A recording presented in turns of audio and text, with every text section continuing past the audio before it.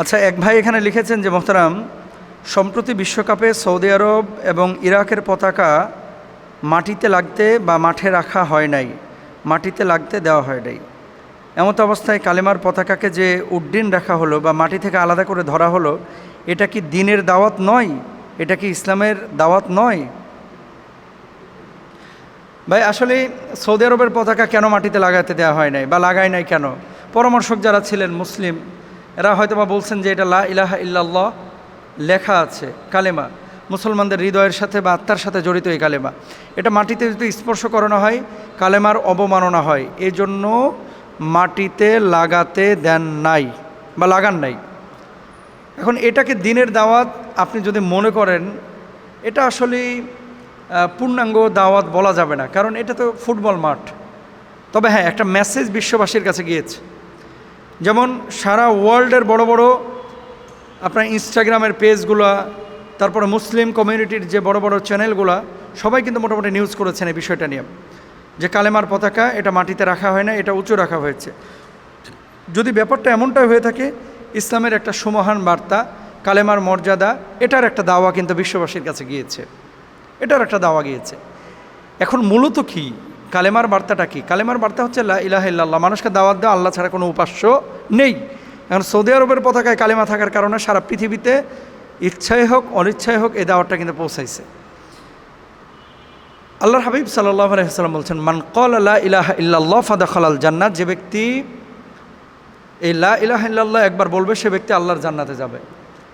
এখন বিশ্বকাপ ফুটবল মাঠে সৌদি আরবের এই কালেমা লা ইলাহা ইল্লাল্লাহ, এটা অমুসলিমদের সামনে যখন নিউজ গিয়েছে, অনেকে হয়তো বা রিসার্চ করেছে, অনেকে হয়তো বা গবেষণা করেছে যে আসলে লেখাটা আছে কি। ইরাকের পতাকার মধ্যে কি লেখা? পুরো কালেমা না, ইরাকের পতাকার মধ্যে লেখা আছে আল্লাহু আকবার। তো আল্লাহু আকবার মানে হচ্ছে আল্লাহ মহান। তো মহান আল্লাহকে আপনি মাটিতে কিভাবে রাখবেন? ইসলামের সৌন্দর্যও কিন্তু এটা, বিউটিও কিন্তু এটা। এখান থেকে মেসেজটা কি, শিক্ষাটা কি? শিক্ষাটা হচ্ছে কালেমা শুধু উড্ডীন করা না, কালেমা হচ্ছে হৃদয়ের ভেতরে স্থান করে নেওয়া, স্থান করে দেওয়া।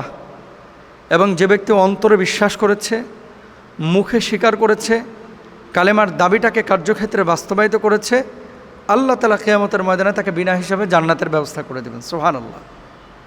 এখন আপনার দায়িত্ব হচ্ছে কালেমার এই দাওয়াতটাকে মৌখিকভাবে অমুসলিমদের সামনে প্রকাশ করা। অমুসলিম দেশে যদি তারা কালেমার পতাকাটাকে এভাবে আলাদা করতে পারে, মুসলিম দেশে অমুসলিমদের সামনে আপনি কেন কালেমার পতাকা বা কালেমার দাওয়া মানুষের সামনে পৌঁছাবেন না? আরেকটা বিষয় আমি বুঝি না, এটা আমাকে আপনারা যদি কেউ বুঝেন বুঝায় দেবেন। ব্রাজিলের পতাকা উড়ানো হচ্ছে, কোনো ঝামেলা নাই। আর্জেন্টিনার পতাকা ঝামেলা নাই, পর্তুগালের পতাকা ঝামেলা নাই, বাংলাদেশের পতাকা ঝামেলা নাই। কালেমা খচিত কোনো পতাকা উড়াইলে অনেকে জঙ্গি তকমা দেয় এবং এই পতাকা কিন্তু ছিঁড়ে ফেলা হয়, এই পতাকা নামিয়ে ফেলা হয়। অনেকে কিন্তু এগুলো সহ্য করতে পারেন না। তো আল্লাহর কালাম লা ইলাহা ইল্লাল্লাহ বাংলাদেশের বিভিন্ন সরকারি অফিসেও তো লেখা আছে।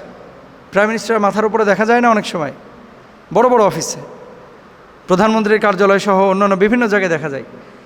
সেখানে কালেমার ভয় নাই, কিন্তু পতাকা উড়াইলে কিন্তু ভয় তৈরি হয়। কেন? কারণটা হচ্ছে এটা জঙ্গিদের সাইন। অন্য অন্য দেশে এটা ইউজ করে জঙ্গিরা। তো বাংলাদেশে যারা ইউজ করতেছে তারা তো আর জঙ্গি না, তারা তো মুসলমান।